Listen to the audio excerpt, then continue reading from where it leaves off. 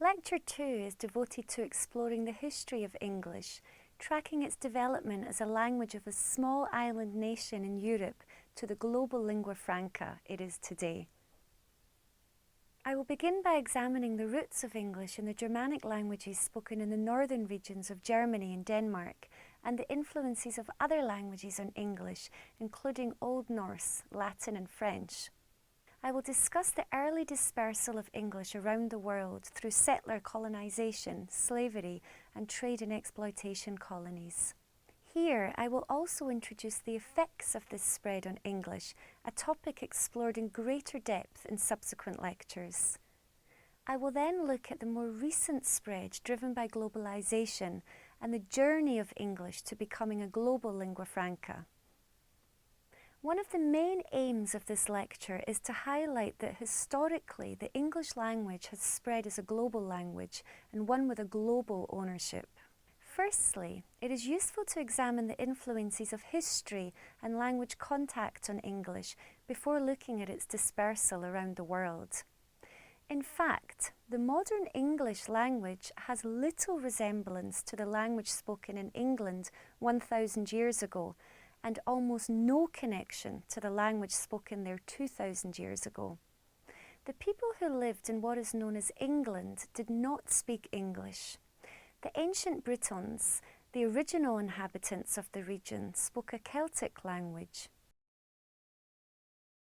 English has its roots in the languages spoken in the northern areas of Germany and possibly the Jutland Peninsula in Denmark, which were home to the Saxons, the Jutes and the Angles, from whom the very word English was derived.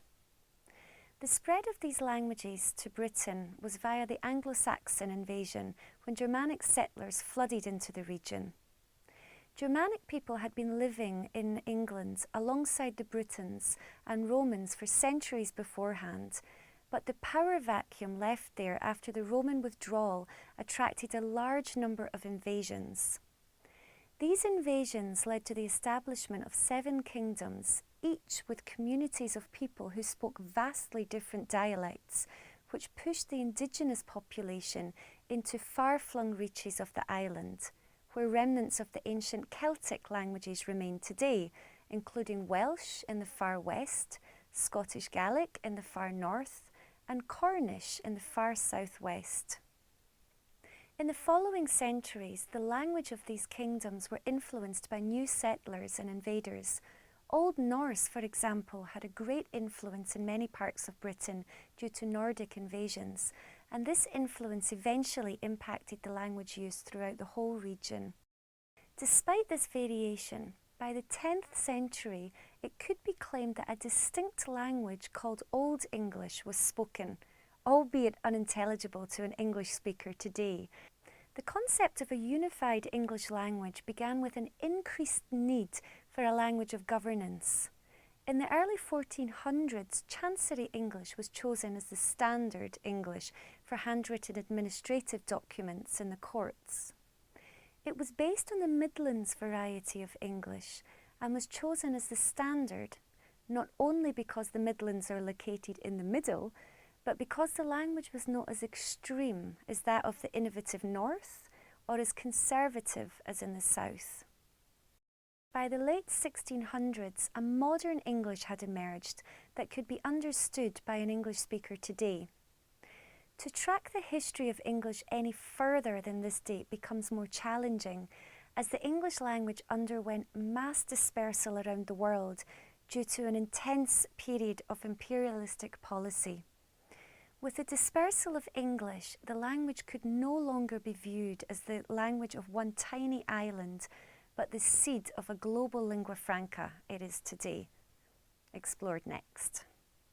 Rather than examining the spread of English according to timing or region, as has been done in previous model, it is useful to examine the spread of English through 4 channels: settler colonization, slavery, trade and exploitation colonies, and globalization.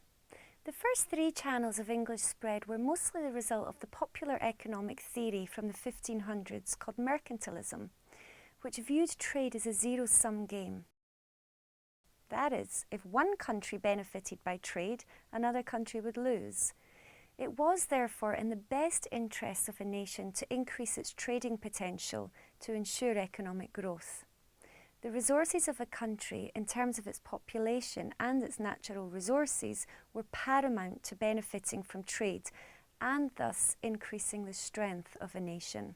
One way to rapidly expand the nation's resources, therefore, was seen to be the exploration of new territories, the colonisation of new and already known territories thought to be rich in resources, an increase in labour resources through slavery, and increased control of known lucrative markets and ports like India, Singapore and Hong Kong.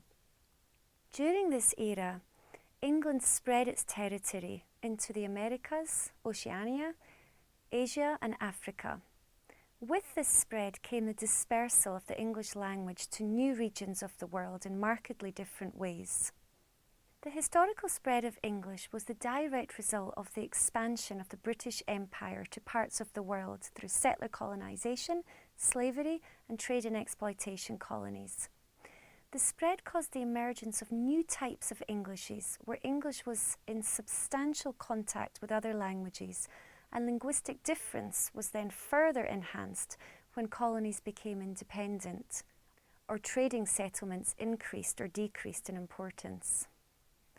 The end of slavery also established formerly fringe varieties of English as eventual national languages. An explanation of these varieties will be explored in the next lecture. The fourth channel of globalization occurred on the back of the first three channels and was spurred on by the economic strength of the USA after the Second World War. The force of globalization, defined as a strengthening of worldwide interconnectedness in terms of society, culture, economics, politics, spirituality and language, resulted in the use of English in places such as Japan, Denmark, China. The strengthening of international connections through globalization saw the need to connect the world linguistically, and English filled this need. As the statistics show, English is the world's first truly global lingua franca, used for a varied range of activities across a varied range of contexts. The majority of English speakers have, for a long time now, been people who use it as an additional language, making it a language that has come into contact with a range of other languages and cultures like no other language before it. Many have speculated over the reasons why English has become the world's lingua franca, and many different explanations have been put forward. The main reasons for the spread of English via the fourth channel and its current status as the world's leading language are more to do with language external factors. That is, the special position of English in a worldwide perspective is related to political and economic power and historical coincidence. By the mid-20th century, most of England's former colonies had become independent, but many continued to use English for several internal purposes. Because of its colonial past, English was already in a good position to become a useful language for global business and trade, and it was the language of the leading economic power, the USA. At that time, the USA's population was larger than any of the countries in Western Europe, and its economy was the most productive and fastest growing in the world.